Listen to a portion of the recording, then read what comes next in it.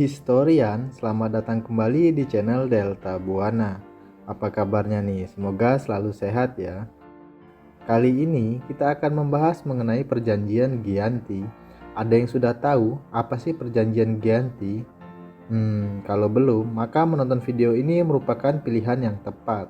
Karena dalam video ini kita akan membahasnya mulai dari pengertian, latar belakang, tujuan, isi, tokoh hingga dampak dari adanya perjanjian Gianti ini.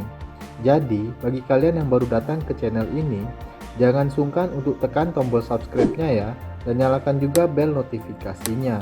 Karena di channel ini, kalian akan mendapatkan berbagai macam informasi menarik dan bermanfaat buat kalian tentunya. Oke, let's go! Apa itu perjanjian Gianti?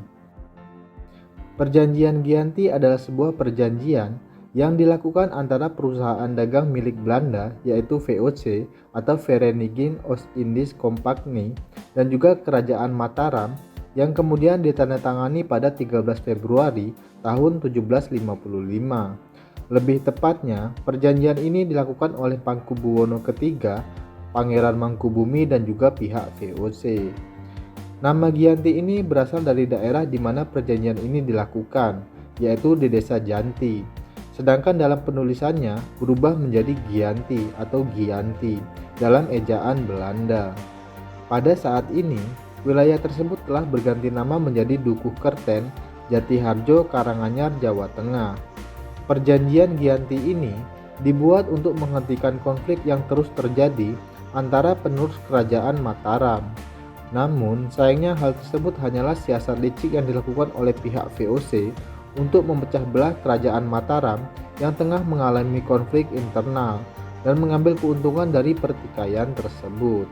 Bahkan, para keluarga dari Kesultanan Mataram Islam ini yang sebelumnya menentang pengaruh VOC, lambat laun dihasut oleh pihak VOC agar saling curiga hingga terjadilah perang saudara. Nah, untuk lebih jelasnya, berikut ini adalah awal mula sejarah dari perjanjian Gianti yang perlu kita ketahui. Yang pertama, sejarah munculnya perjanjian Gianti. Adanya perjanjian Gianti ini sangatlah mempengaruhi sejarah dari jalannya peradaban di tanah Jawa. Hal ini dikarenakan dengan adanya perjanjian Gianti ini, maka terbelahlah kerajaan Mataram Islam yang dahulu berkuasa dan memunculkan dua kerajaan baru, yaitu Kasunan Surakarta Hadiningrat dan juga Kesultanan Yogyakarta Hadiningrat. Dikutip dari buku yang berjudul Sejarah Kanjeng Sultan Hamengkubuwono ke-9 tahun 2006 yang ditulis oleh Purwadi, perjanjian Gianti yang dikenal juga dengan nama Babat Palihan Nagari yang ditandatangani pada tanggal 13 Februari tahun 1755 di Dukuh Kerten, Desa Jatiharjo, Karanganyar, Jawa Tengah. Dalam perjanjian Gianti tersebut, maka terbagilah wilayah kekuasaan Mataram. Pembagian tersebut dimulai dari sebelah timur batas Sungai Opak yang mengalir dekat Candi Prambanan dan dikuasai oleh susuhan Pakubuwono III sebagai penguasa Kasunanan Surakarta.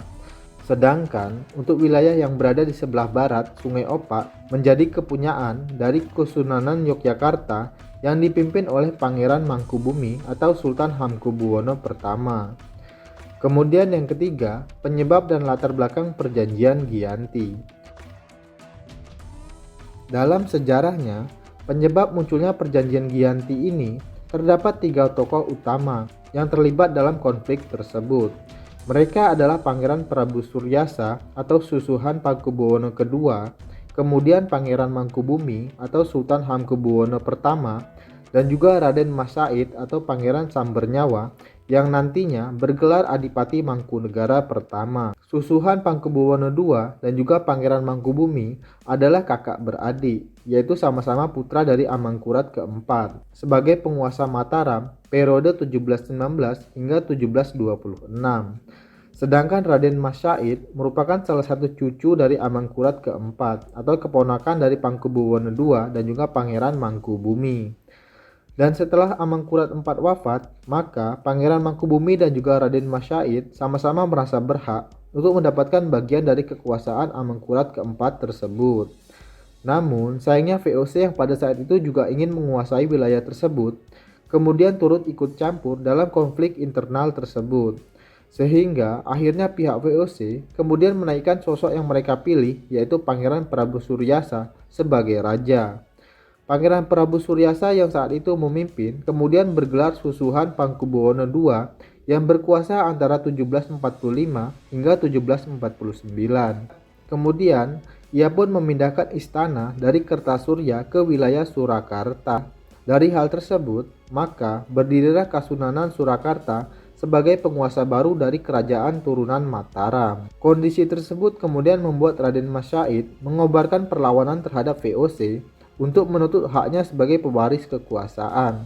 Bahkan sebelumnya, ayah dari Raden Mas Said ini yaitu Pangeran Arya Mangkunegara yang merupakan putra sulung dari Amangkurat keempat seharusnya lebih berhak menjadi penguasa Mataram. Namun, lantaran kerap menentang VOC, ia kemudian diasingkan ke Sri Lanka hingga meninggal dunia di sana.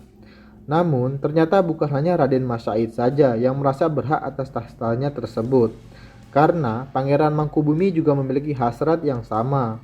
Ia juga sempat menemui pejabat VOC yang tengah berada di Semarang pada tahun 1746 dan meminta dirinya diangkat menjadi raja. Akan tetapi, hal tersebut kemudian ditolak mentah-mentah oleh pihak VOC.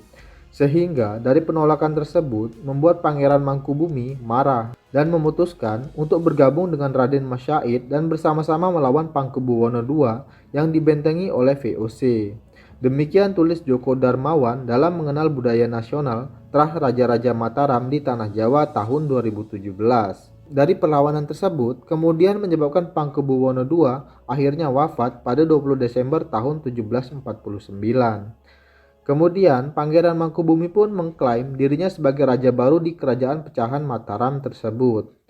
Namun, lagi-lagi VOC berulah dengan segera menaikkan putra mendiang Pakubuwono II, yakni Raden Mansuryadi yang masih muda, sebagai Susuhan Pakubuwono III di Kasunanan Surakarta.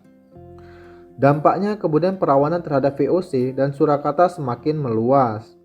Pangeran Mangkubumi yang memimpin pasukannya menyerang dari sebelah timur Surakarta, sementara angkatan perang pimpinan Raden Mas Said menyerang dari sebelah utara. VOC yang akhirnya merasa kewalahan, kemudian menjalankan siasat andalannya yaitu sistem adu domba atau pecah belah. Akhirnya, Pangeran Mangkubumi dan juga Raden Mas Said kemudian diadu domba oleh pihak VOC yang licik tersebut, sehingga membuat keduanya kemudian berpisah jalan. VOC kemudian mengirimkan utusan khusus untuk menghasut Raden Mas Said agar berhati-hati terhadap Pangeran Mangkubumi yang sewaktu-waktu bisa saja mengkhianatinya. Namun di sisi lain, pihak VOC juga mengirimkan utusannya untuk menemui Pangeran Mangkubumi. VOC memujuk Pangeran Mangkubumi dengan menjanjikan setengah wilayah dari kekuasaan Mataram yang saat ini dipegang oleh Raden Mas Suryadi. Sehingga VOC pun kemudian mengundang kedua orang tersebut untuk merundingkan pembagian kekuasaan. Perundingan tersebut kemudian terjadi pada 22 hingga 23 September tahun 1754. Dalam perundingan tersebut membahas pembagian wilayah kekuasaan Mataram dan juga gelar yang akan digunakan serta kerjasama antara pihak VOC dengan kesultanan dan juga sebagainya. Dari hasil pertemuan tersebut kemudian dituangkan dalam suatu perjanjian yang bernama Perjanjian Giyanti. Perjanjian ini ditandatangani pada 13 Februari tahun 1755 dan dilakukan oleh tiga pihak, yakni pemerintah Hindia Belanda atau VOC oleh Nicholas Hariting dan juga Kesultanan Surakarta oleh Pangeran Pakubuwono III dan juga Kesultanan Ngayogyakarta oleh Pangeran Mangkubumi. Kemudian isi Perjanjian Giyanti. Berikut ini adalah beberapa isi dari Perjanjian Giyanti.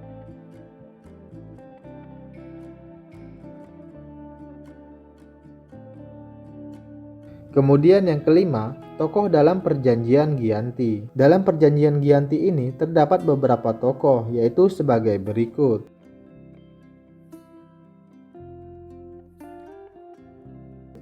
Yang keenam, dampak Perjanjian Giyanti. Dalam Perjanjian Giyanti ini menimbulkan beberapa dampak, yaitu sebagai berikut.